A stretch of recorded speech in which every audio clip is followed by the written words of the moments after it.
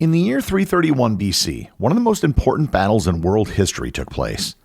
The vastly outnumbered forces of Alexander the Great lined up against those of Darius III, leader of the Persian Empire. The outcome of the battle didn't just change the map of the world in the 4th century BC. It changed the world in such a profound way that it can still be seen today. Learn more about the Battle of Gaugamela and how it changed the world on this episode of Everything Everywhere Daily.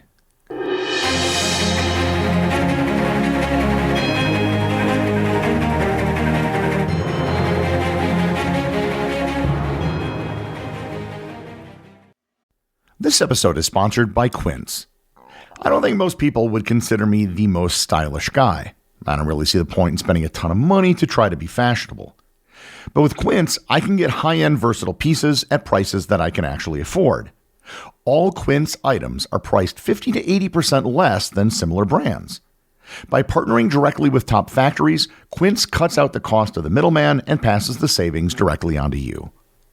And Quince only works with factories that use safe, ethical, and responsible manufacturing practices, along with premium fabrics and finishes. I recently got a set of Turkish bath towels from Quince that look great and feel great too.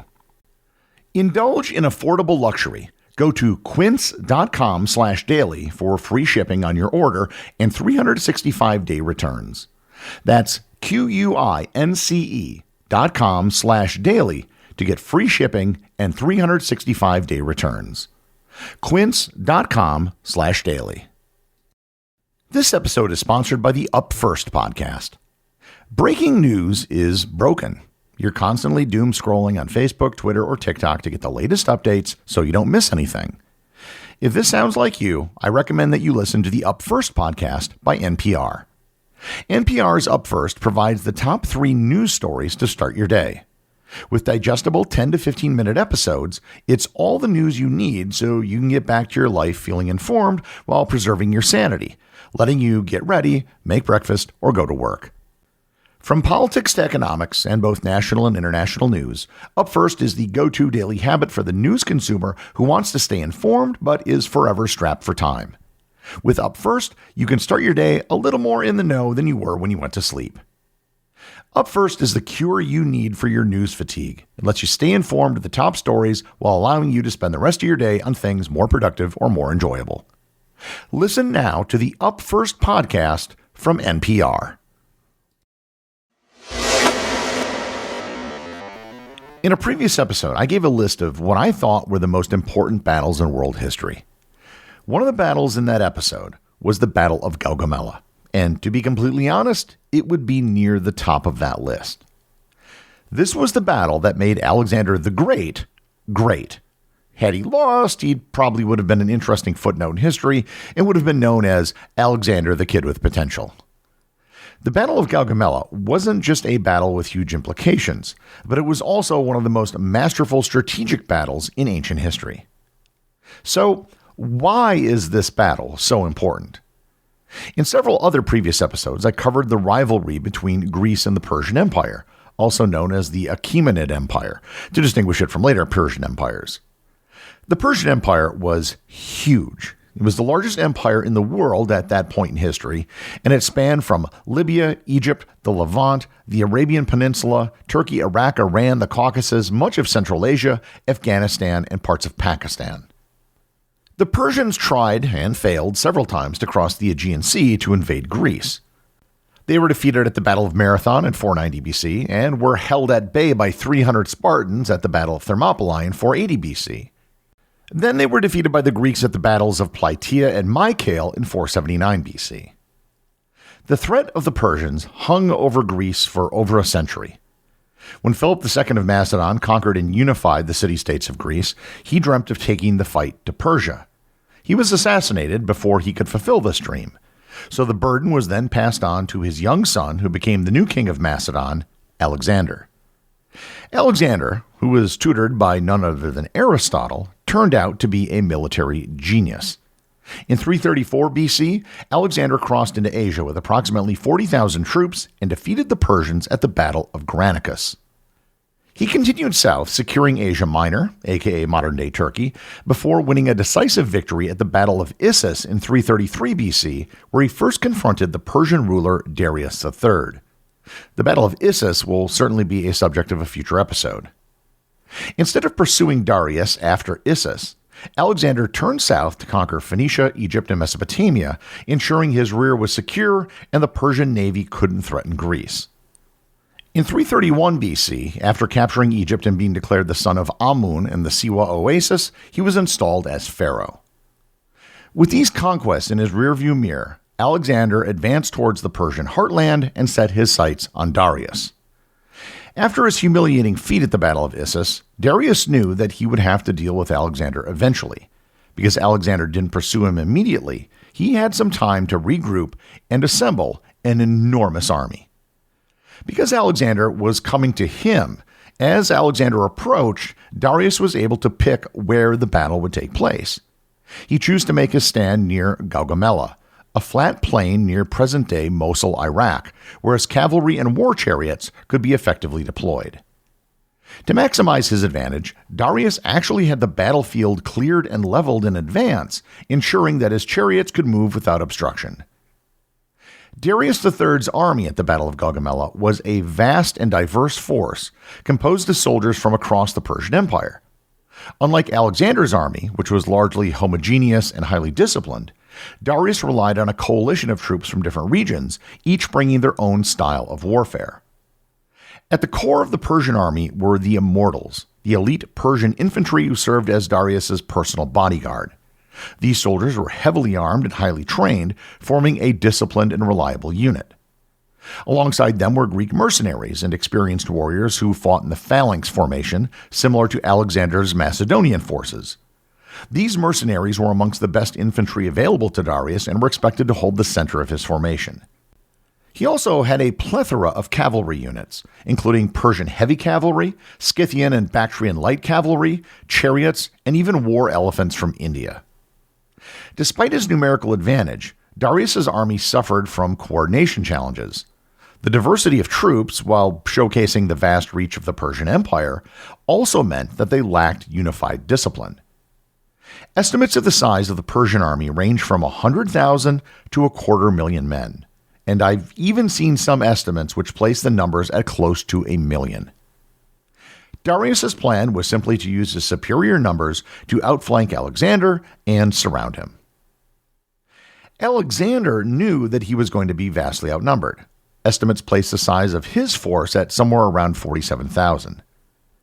Alexander approached the Battle of Gaugamela with meticulous strategic planning, keen awareness of the terrain, and a deep understanding both of his own army's strengths and his enemy's weaknesses. His preparation began well before the actual engagement, as he carefully analyzed the battlefield, studied Persian tactics, and devised a flexible battle plan that would allow him to counter Darius's numerical superiority. As Alexander advanced into the heart of the Persian Empire, he knew that Darius would make a stand with his largest and best prepared force yet. Unlike the Battle of Issus, where Darius was caught in a geographically constrained position, this time the Persian king had chosen an open battlefield near Gaugamela, a location that favored his larger army and especially his chariots. Upon learning of Darius's preparations, Alexander took his time and did not rush into battle. He led his forces towards the battlefield at a deliberate pace, allowing his men to rest and recover from the long march. This ensured that his army arrived at Gaugamela in peak fighting condition, whereas Darius's troops had been kept on high alert for several days in anticipation of an immediate attack. The night before the battle, Alexander personally went out to observe the terrain that they would be fighting on. He knew what Darius was going to try to do. Darius had scythed chariots, which were chariots with blades on the sides that could cut through a formation of men. Alexander simply trained his troops to form spaces to let the chariots run right through, where they could then be taken out by javelins. He knew that Darius would try to envelop him from the sides, so he created a formation that had 45-degree angles to the Persians, not a straight line, with his infantry in the center and cavalry on both wings. He also had a strong reserve force in the rear, anticipating a Persian flanking maneuver. However, the key to Alexander's battle strategy was Darius himself. Alexander knew he couldn't just beat the Persians straight up. The key was attacking Darius the person. Without Darius, he knew that the entire Persian army would fall apart and lose the will to fight. This was not that dissimilar to the strategy he used at the Battle of Issus, to great effect when he forced Darius to flee the battlefield. The battle commenced on October 1st, 331 BC. During the battle, Darius was situated behind his troops guarded by his bodyguard. Alexander was at the front, personally leading his troops. As the battle unfolded, the critical point in the battle occurred when Alexander led a cavalry attack on the right flank with his elite companion cavalry, pulling the Persian forces out of position. As the Persian forces moved to address the cavalry attack, a gap opened up in the Persian center, exposing Darius. Recognizing this opportunity, Alexander pivoted and led his companion cavalry in a swift and concentrated charge, targeting the Persian center where Darius was positioned in his chariot. The charge was devastating, as the disciplined Macedonian cavalry, supported by light infantry, broke through the weakened Persian ranks. The sight of Alexander himself at the forefront of the assault, wielding his sword and cutting through Persian defenses, caused moral panic amongst the troops surrounding Darius. Darius, seeing his elite bodyguard units faltering and recognizing the very real possibility of being captured or killed, lost his nerve. He turned his chariot and fled the battlefield, abandoning his army at a critical moment. His sudden retreat, just as Alexander anticipated, caused immediate chaos amongst his forces, as many soldiers, witnessing their king's departure, also began to flee. What had been a hard-fought battle quickly transformed into a rout, with Persian units collapsing in disarray. Thousands of Persian troops were slaughtered in the retreat, and the remaining forces dispersed. When Darius fled, he basically abdicated the Persian throne. Alexander then marched unopposed into Babylon, Susa, and Persepolis, seizing immense wealth.